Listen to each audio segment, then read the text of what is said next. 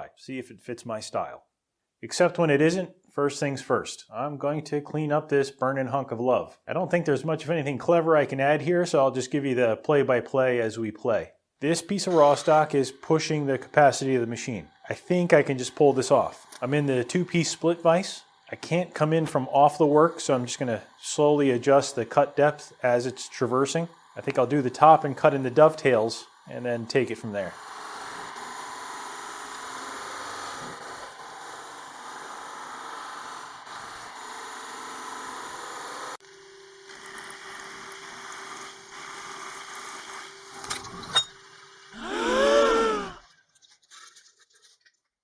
You may be wondering to yourself why I waited so long to install one of these. Or you might not be. I mean, what do I know? 2 reasons. First, a DRO on a lathe never struck me as indispensable as a DRO on the mill. Meaning I've never found myself working on the lathe and wishing it had one. In fact, I've worked on lathes with DROs and completely ignored them. I still just used the dials. Compare that to milling, where I have a specific clause in my contract stating I will not work on a mill without a DRO. Call me a drama queen if you want, but I just won't. End of story, it's 2019 for crying out loud. But that said, all the people at my weekly Machinist Anonymous group tell me that I'll feel the same way once I get used to a DRO on the lathe. Time will tell, I suppose. Second, the Colchester Student, which is the lathe that I have, is notorious for having very little carriage space for a scale. Very little space to work with for at least a standard scale. That, more than anything else, slowed down this upgrade. By the way, on a lathe, this is usually the X direction.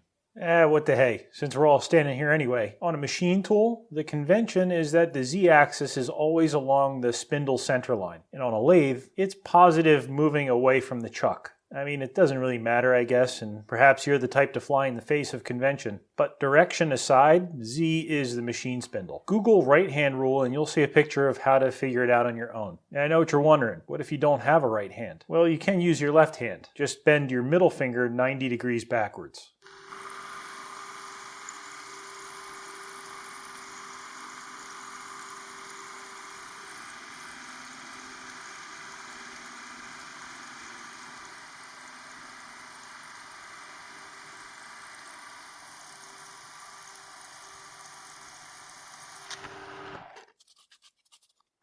Not gonna lie, when this 2-piece vise let go of this work, I soiled myself just a little bit. You didn't see the left-hand side, but what it did was push the fixed jaw out and away, and the whole workpiece just sort of followed the end mill back. That's a 3/4 inch, 4-flute roughing end mill, going I think about 340, 350 RPM, and a little bit more than 2 inches a minute, with a step over of 3/8 of an inch. So the cutting forces were pretty high. Not to mention it wasn't the sharpest end mill I had. I put in a sharper end mill, squared up the 2-piece vise, and used some big strap clamps. That seems to have done it, as this side is roughed out. I promised the play-by-play, so that's what I'm gonna do. I've been thinking about how to get to this other side. Obviously, I've got to move the strap clamps. I thought about rotating the work, just so I'm not working with as much Y-axis overhang to get to this side. But I'm going to have to do that switch up a few times between roughing, finishing, and then the dovetail cut. When it dawned on me, I have a bigger vise. I have the Vertex on the CNC router. So before I get too far, I think I'm going to break this down and try to use that vise. That'll let me do all of the operations on this side without changing the setup. Hopefully keep everything nice, square, and parallel.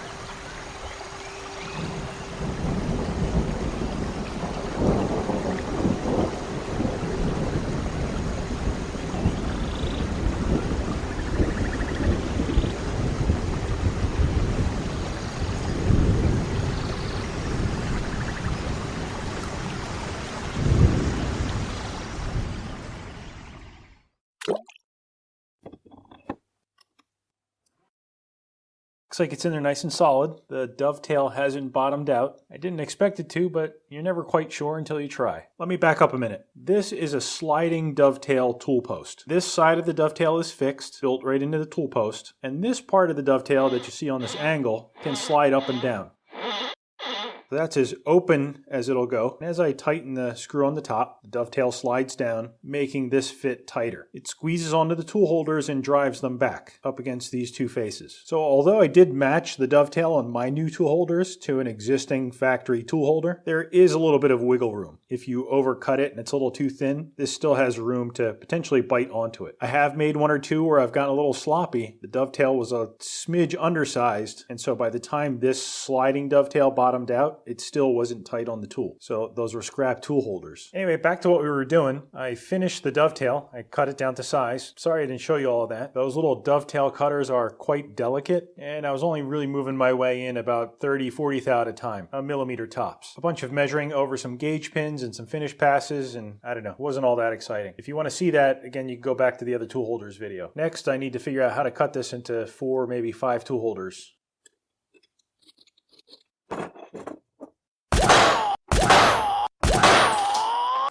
I'm not even putting a dent in this thing. I'm afraid there's only one last thing to try. So you win. Perfect. Problem with unleashing this sort of power, as I'm sure you're all aware, are the ensuing continuity errors. Nothing too exciting happened here. You sort of saw me cut the dovetails in. I then finished squaring up each block. I punched the large slot where the tool would sit. Drilled a few holes, haven't even tapped the threads in yet. Some non-critical relief cuts specific to these tool holders. And a whole truckload of chamfers. So many chamfers, in fact, that I've run out. In my head, I planned to do the tool library programming with new tool holders, but I didn't check if I actually had hardware to finish these, which I don't. Let's head over to the DRO, look at the tool offset programming, and then we'll come back a little bit later and chat about a couple of details in these tool holders that might be of interest. You should be aware that English isn't this thing's first language. Although ALE is always an excellent recommendation, that's not what the DRO is telling you. ALE stands for absolute. Now, I do realize they probably don't teach this outright in school, but when it comes to abbreviations, you can't just randomly pull out 3 letters from the word you hope to shorten. Exhibit B, CTR, is their abbreviation for calculator.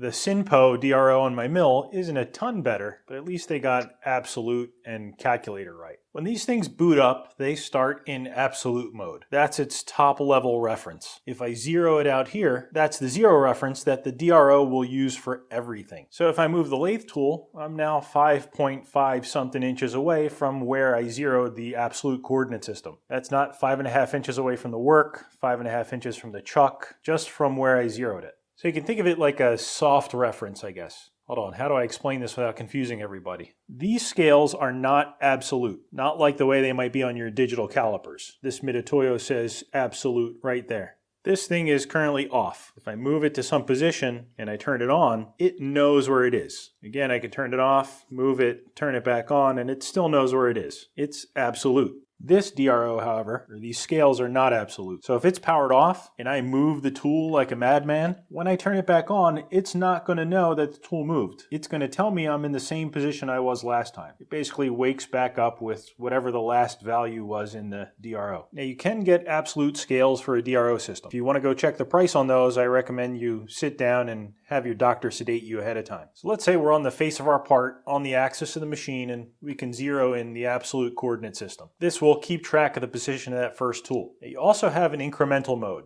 If you push up, the display changes to incremental, and again, you can zero this out as you see fit. If you own or use digital calipers, I'm sure you use this feature all the time, bouncing between absolute and incremental. If you don't, well, incremental does exactly what it sounds like. It keeps track of movements in relation to whatever your last position was. In this case, we were going from 0, 0, so there's no difference. But if in absolute, if I move 2 inches in each direction, and I go to incremental, I can zero out here and now move with respect to those 2 inches. So in this case, I'm 1/2 inch out and 1/2 inch away from my base 2-inch mark. If I jump back to absolute, that should say 2.5 and 2.5. In addition to absolute and incremental, you also have access on DROs to what they call subdatums, or on this particular version, they call them zeros. 0, 1, 0, 2, 0, 3, it goes up to 200. In order to better explain this incremental and the 200 subdatums, or the 200 zeros in this case, let's go take a look at it over in the mill because I think that's probably a little more intuitive than it is on a lathe. I ask you to please use your imagination, pretend this thing is nice and clean, and as you can see, we're set up with a vise and a drill. For argument's sake, we need to make a part with a bunch of holes in it. Let's say one bolt hole pattern on the left and one bolt hole pattern on the right. To keep this simple, we'll just talk about the x dimension, and our origin would be the back left-hand corner. So that's 0. That's where we zero the DRO in absolute coordinates. We've got a print, and say the first hole pattern, the center of that hole pattern is 5 whatever away from the left-hand side. The center of the next hole pattern is 10 units away from that one. So it's 15 away from the edge. And let's assume all the holes are 2 units away from their respective centers. So you could do this all in absolute mode. Zero your tool on the left-hand side, then just do the math. Come over to 3, drill that hole. Over to 5, drill those 2 holes. Over to 7, get your calculator out, keep doing the math. Now you've got to go over to 13, 15, and 17. That's totally legit. Sometimes it depends on how the print was delivered to you, what kind of dimensioning system they used. Alternatively, you could go to that center position at 5, go into incremental mode, 0 out, and just make moves in units of 2. So now you're just working between +2 and -2. From that center, you could just move over 10 units, 0 your incremental again, and again work in units of 2, or whatever your print might happen to be. I find it keeps me from making mistakes. When you're expecting to see only 2s and -2s on the DRO, well, it's a red flag if you see a 3. Again, this example is pretty basic, but hopefully it illustrates what incremental is good for. Now let's assume you have a second vise, or maybe you have a fixture plate with a lot of locations, and you want to set it up with 2 or more parts. This maybe happens more in CNC, but it's totally legit in manual machining too. You could set up your DRO so one vise is in the absolute coordinate system, and the other one is in the incremental. Say the one on the left, we use that back left corner in absolute coordinate system, we zero that out, find it with an edge finder. When we're on 0 there, we switch into incremental and find the 0 on the vise on the right. Then you can make your part in the absolute coordinate system on the left, simply switch to incremental, move over to the vise on the right, and make your second part. It's like having 2 DROs. Now, although that's totally legit, you've sort of used up your easy to get to coordinate system, your incremental. If you have incremental features on your first part, you can't really switch to the incremental mode because we're using that for the other vise. You'd have to figure out all the moves with your calculator. What you might do instead is set up subdatums. Subdatums are exactly the same as the absolute and the incremental coordinate systems. Store the origin of one vise in subdatum 1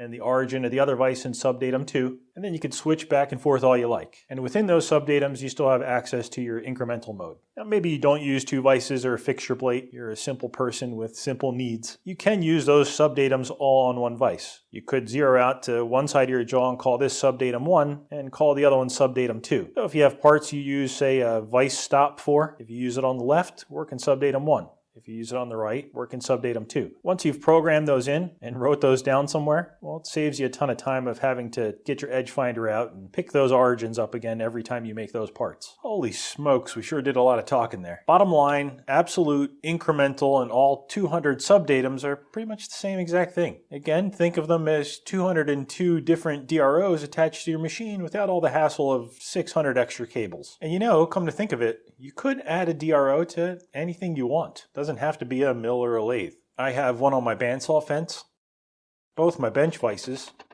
all of my toolboxes, and one of my hand files. Now, if your mind isn't already blown, this next bit might do it. On top of ABS, incremental, and the 200 subdatums, this has an additional 200 offsets for tools. That's like 402 coordinate systems. Again, it's really all the same thing, just different names. Though technically, a subdatum moves your work to a different place without changing your tool location, and a tool offset changes your tool location without moving your work. But just like everything else in life, it's a matter of perspective. You can, if you want, use your subdatums as your tool library. It would totally work the same. Instead of calling up a tool using the call button, you just switch to the subdatum, or the 0 in this case, that you've set up for that tool. To get into the tool offsets, into the tool library of this DRO, you have to open the tool room. On this one, you press the decimal point 10 times in a row. The plus/minus button 10 times in a row. That's tool library closed. Can't add or edit any tools now. Tool library open. What we're going to do next is measure the difference in positions between each one of these 3 tools. So later we can input that into the tool offsets in the DRO. I'm going to do just these 3 for now, and I've labeled them 1, 2, and 3. You would, of course, have to do this for all of your lathe tools. I have an indicator set up. It's on tool center line. Hopefully all of your tools are already on center line. It's probably smarter to use an indicator with one of those flat tips on it, one of those big disc tips, but I don't have one. So I'm just going to be careful with this one. Now, because we have to do this in two directions, X and Z, we're going to have to do this measurement twice for each tool. One in this direction, and then we'll flip the indicator 90 degrees around and do it in the Z direction. This, for argument's sake, is tool 1. I'm just going to bring it in until the indicator reads 0. Now I'm going to 0 the DRO in absolute mode, and I'm going to write that down. Tool 1 is 0 in X. Then I'm going to switch to tool 2. Do the same thing. When the indicator reads 0, I'll read the number off the X dimension on the DRO and write it down. I'll do the same thing for tool 3, move in until my indicator reads 0, and then write down that DRO reading. Actual indicator isn't moving in space. We're using that 0 position as sort of our absolute reference, and we're using the DRO to tell us how far each tool is away from that. Now I'll do the same exact thing in Z. Go back to tool 1, come in until we're on 0. This is a tenths indicator, so it's quite finicky. And then 0 out the Z direction. Again, we're still in absolute. I'll write that number down, switch to tool 3. Take the indicator to 0, read the number on the DRO, write it down in my little tool table. And there are our tool measurements. Tool 1 is 0 in X and 0 in Z by definition. That's where we zeroed out the DRO and took all our other measurements from. Notice the values for tool 2 and tool 3 in the X direction I've cut in half. That's because this DRO on the lathe is set for diameter mode. The X dimension is measuring diameter, which means the measurement that we took against the indicator was actually doubled. So I had to cut that in half. If that doesn't make sense to you, don't take this the wrong way, but maybe you shouldn't be worrying about tool libraries just yet. Now the tool library is open. I'm going to go to tool 1 and just zero that out. I don't think that's necessary, but better safe than sorry. Now I'll go to tool 2 and enter those values in X and Y. 0.2147. I want you to notice something when I hit enter. It turned into 43. And I'll do Y. It was 0.0222. Enter, and it changed to 218. Let's do tool 3, and we'll talk about why I think that happens in just a moment. Tool 3. X is 0.2679.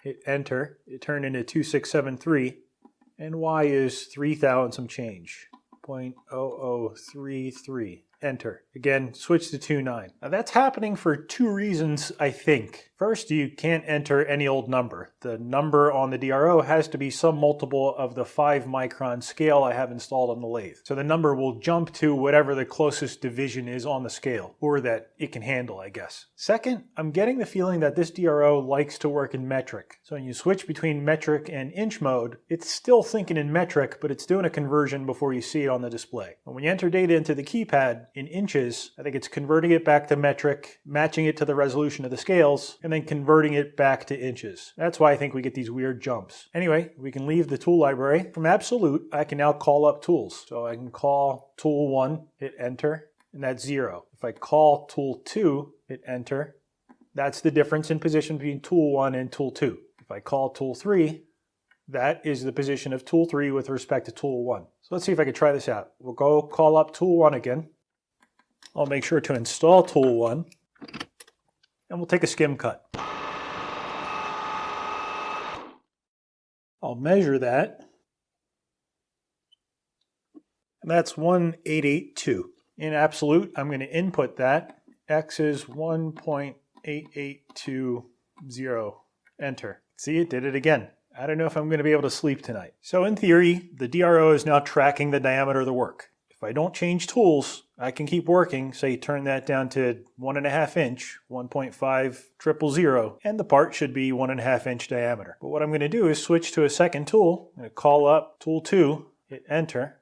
You see we're not at 1882 anymore because tool 2 is in a different position. I'll change to tool 2, turn the hand wheel back until we're at 1882 again. I think it was 1882. And now when we come in with tool 2, we should just be scratching the work. We're taking a spring pass. We're not touching it at all. I know it's pretty close, but it should be right on. I measure that with the DRO until the tool just bottoms out. Wow, a 40 thou error, 1 millimeter. So that should have said 1882. Instead, like I mentioned, I'm losing 40 thou. Now, I'm not saying that's the DRO. I could have likely been a bit more careful in zeroing out all my tools. Or maybe my tools aren't as close to center height as I thought they were. But certainly some of that conversion error is biting me there. So I'm going to do all of this again, double check all the tool heights, and then do this in metric. And I think that's all I got for now for this DRO. As you can see, I'm still getting to know it. The abbreviations are going to take a little getting used to. I have to get a better feel for the metric inch conversion that it's doing. I don't like that the DRO isn't live in the tool library. For example, what I'd expect is if I go into tool 4, for example, where I have nothing to find, in this tool definition stage, if I move the machine, I'm moving my carriage and I'm moving my cross slide, the DRO isn't live. It's waiting for an input. And that's why I had to measure in absolute mode using the indicator. It would have been so much easier if I could just take a cut with tool 4, measure that diameter and input it here. And it could do all that clockwork math on the inside and figure out the difference between tool 4 and tool 3 and tool 1, etc. Other than that, it seems to be doing okay. No weird glitches. The buttons feel on par with the other import DROs. I'll keep you posted. Before I wrap this up, I promised you a few more thoughts on the tool holders, so let's head back to the bench. Recently, there's been some controversy in the comments to how Meatball was doing. I don't know if you can make it out, but she's living up to her name. In fact, she's eating us out of house and home. She's a tough act to follow, but let's have a look at these tool holders. Now, arguably the only important dimensions here are the size of the dovetail, so it actually locks into the tool post, and the bottom of this slot where the tool is clamped into. That bottom surface should be as perpendicular to those dovetails as possible. More so, I suppose, for insert tooling, but you probably want your high-speed steel in there straight too. Now, those two critical features are on two opposite sides with no easy way to indicate between one and the other. So naturally, I think you'd want to clamp this in your vise. Hold on, let me grab a vise. Imagine for a second this is my mill vise. It'll make me go dragging my whole milling machine over here. I'm going to guess the tendency is probably to clamp the tool holder in like this. Most mills have an X direction power feed, so you'd come in with your end mill and hog that out. Problem is, you don't know if this surface is going to be perpendicular to those dovetails. Now, they could be if you took care in the intermediate step between milling those dovetails and squaring up this entire block. But if you have a 1 thou error in your setup, by the time you get to this feature, that might be 3 thou out, 2 thou out. So instead, what I prefer to do with these is reference the dovetails. Here I've got a pair of dowel pins. I can tuck those into the dovetails and clamp those in my vise. If I could do this without dropping them. Now if my vise is mounted this way on the milling machine and it's indicated into the travel, that slot will be perfectly perpendicular to the dovetails, or as perpendicular as my setup is. Now, if I get the bugs worked out of the tool library on that DRO, I plan to grind in all of the tool holders that I've made, which is quite a few of them. And this is probably how I hold it on the grinder, referencing the dovetails, installing the vise parallel to the motion of the machine, and grinding that back surface, or that bottom surface. That surface being true and square to the dovetails will ensure that all your insert tooling is set up correctly for the clearance and rake angles that it's designed for. So if that bottom surface is wonky, your insert geometry might be too. It might be tipped a few degrees one way, the other, up or down. Other than that, there isn't too much to these tool holders. It'd be nice if they were hardened, I suppose, but I'll be sure to share them with you again when they're finished. I think that's all Meatball and me got for today. Thanks for watching.